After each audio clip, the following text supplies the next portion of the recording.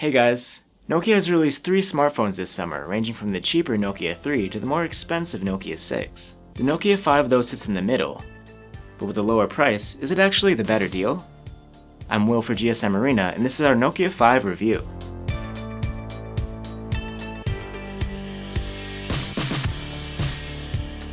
The Nokia 5 is made of solid aluminum, unlike the plastic build of the Nokia 3. Ours came in a matte black finish. With rounded edges and a curved back, it gives a smoother vibe than the sharp-edged Nokia 6. That said, the build isn't too unique looking. The antenna bands are pretty well hidden though, and blend into the design of the phone. There's a little bit of a camera bump, which might offend some people. We appreciate that Nokia has included a front-mounted fingerprint sensor that acts as a home key. It's surrounded by 2 well-labeled touchkeys for navigation, which are backlit. It's not the fastest fingerprint reader in the world, but it's always on so you can wake up your phone. You might be doing this often to check in, as there is no notification LED on this device. The 16 gigs of internal storage is pretty tiny, but it's expandable with microSD if you start to run out of space. Just like its brothers, on the Nokia 5 there is no dust or water resistance.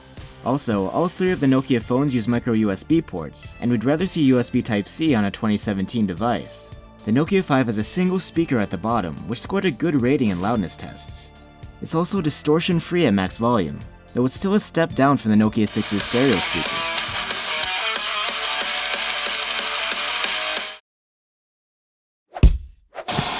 With a 3.5mm jack, you can easily plug in headphones instead and even listen to the built-in FM radio.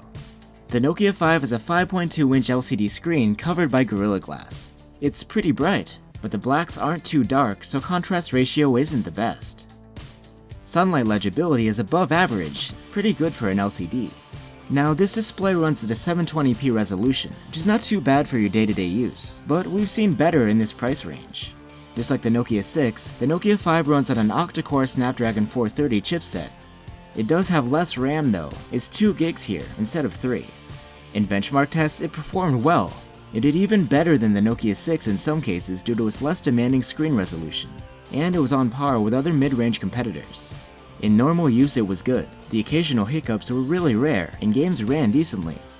The 3000 mAh battery is another feature shared between the Nokia 5 and 6, though the battery performance is actually better on the 5.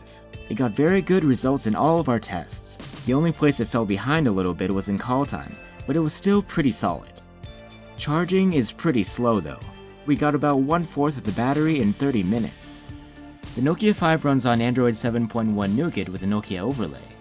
The package is the same as the Nokia 3 and 6, with the system app icons in blue. It's not too customizable. There's just one icon pack and style available.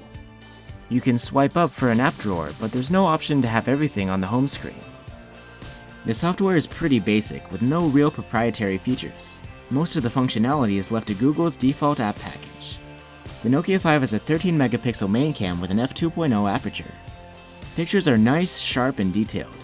There's a little bit of visible noise, but the colors are really balanced, much better than the dull-looking shots from the Nokia 6. We do wish the dynamic range was wider, but the HDR mode actually really helps. The 8-megapixel selfie cam has autofocus, a feature hard to find in this price range. It has a pretty wide-angle lens, useful for fitting your friends in the shot. Pictures were pretty sharp and detailed, and beautification mode wasn't too overdone. The Nokia 5 records video at 1080p at 30 frames per second. There's no 60 FPS option. Videos have a lot of detail and textures look natural.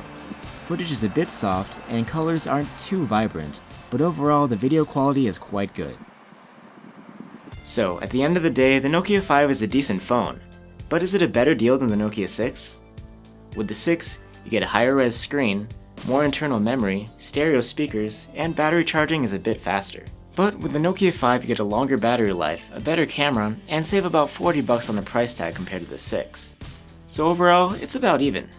Nokia fans, you're gonna have to decide for yourselves. Thanks for watching, and don't forget you can find our written review and full test findings over at gsmarena.com.